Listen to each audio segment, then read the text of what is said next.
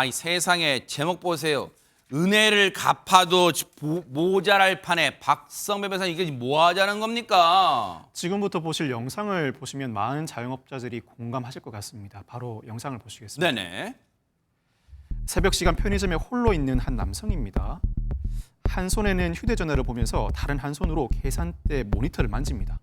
이번에는 모바일 상품권 바코드를 찍으면서 본인 휴대전화에 충전하는 모습도 확인할 수 있는데 그리고는 충격적이게도 계산대 금고 속의 지폐들도 어머나. 모조리 챙겨서 빠르게 편의점을 나갑니다.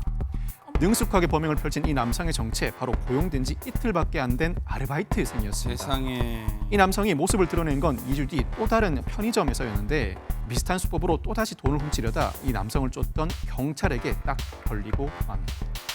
아니 일 열심히 하라고 요즘 하도 뭐 취업난이다 그러니까 열심히 하라고 이 뽑아놨더니 저런 경악스러운 짓을 저질러요.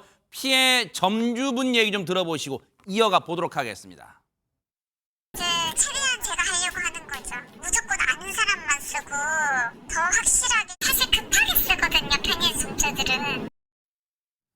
왜 안 그러시겠어요? 이제 피해 점주분들은 이제 사람에 대한 불신이 막 생길 거 아니에요. 저런 일 겪다 보면. 그런데 안진영 기자님, 앞서 저 영상 보니까 능숙해요. 능수능란해요. 이게 한두 번 해본 솜씨가 아닌 것 같다 이런 생각이 들어요 지금. 네, 말씀하신 그대로입니다. 이 20대 남성 일단 지난달 3일입니다. 아르바이트 경력을 내세워서 파주시한 아르바이트에 사실상 위장 취업을 했습니다. 그리고 다음 날 불과 하루밖에 일하지 않은 거죠. 곧바로 이 교대 근무로 혼란한 틈을 타서 47만 원을 갖고 훔쳐 달아났습니다. 세상에. 그리고 불과 보름 뒤인 지난달 18일 이번엔 고양시 한 편의점에 나타났습니다. 여기에서 근데 또 아르바이트를 하다가 결국 경찰에 검거됐는데 사람이에요 진짜. 네. 재차 위장 취업 효과로 경찰이 어느 정도 여기 예상을 지금 하고 검거되네, 있었던 지금 거죠. 검거되고 그렇습니다. 있었네. 지금 검거되는 장면을 보이고 계신 건데 이런 사실을 미리 간파한 경찰이 추적에 나서면서 덜미가 잡힌 겁니다. 근데 네. 확인해 보니까 그 범죄 경력도 어마어마했습니다. 왜요? 20대 남성인데 지난 1월에서 2월 사이 서울, 강원, 경기, 대구, 경남 등에서 같은 수법으로 금품을 훔쳤는데 7차례에 걸쳐서 무려 1천여만 원 상당의 상품을 그리고 이 여러 가지 상품들을 훔친 것으로 드러났습니다. 세상에 정말로 천인공노할 아니 은혜를 원수로 갚아도 유분수죠. 그런데 허준 변호사님 사실 지금 전국에서 잡히지만 않았을 뿐이지 이런 비슷한 수법으로 남의 등쳐먹는 인간들 많을 거란 말이에요. 혹시 주의할 점은 없어요?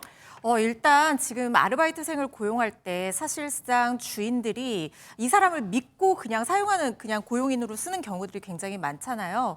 그렇기 때문에 뭐 이 사람이 절도범이라고 의심하기는 쉽지는 않을 상황으로 그렇죠. 보입니다. 그래서 처음에 신뢰관계가 형성되기 전에는 CCTV를 보면서 어느 정도 없어지는 것은 없는지 이런 것들도 한번 살펴보실 필요는 있다는 생각이 들고요. 네. 뭐 그렇다고 해서 근무하는 것을 상시 감시할 수는 그렇죠, 없지만 그렇죠. 이 돈통이라고 하잖아요. 네. 그 계산대 안에 있는 돈들이나 이런 것들을 마지막에 정산할 때나 물건의 어떤 재고 수량 같은 것들을 좀 주의해서 확인하실 필요가 있어 보이고 네. 그리고 아르바이트생을 고용할 때도 근로계약서 꼭 쓰시고 아. 아르바이트생 신분증이라든가 이런 것들도 좀 철저히 확인을 하시는 것이 필요할 것 같다는 생각이 그러니까요. 듭니다.